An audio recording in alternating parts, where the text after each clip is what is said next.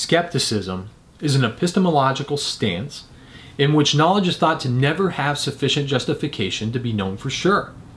David Hume, probably the most famous skeptic, put it this way.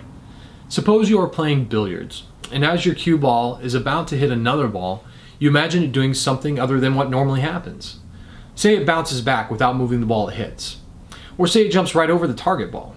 Well, Hume argues that all of these perceived possibilities are only nonsense because you have seen what really happens when two billiard balls collide. You know the result from induction.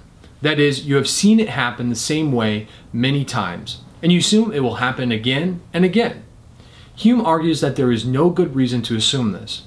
And if he is right about inductive reasoning, that it's unreliable, we must be skeptical that we know anything at all for sure. For more information on this topic, check out the 60-Second Philosophy blog, linked in the comments section. There you will find helpful resources, links to free ebooks, and more. If you have questions about any topic in philosophy, post in the comments below, and your question could be featured in the next 60-second Q&A video. Subscribe and we'll study this together. Thanks for watching 60-Second Philosophy.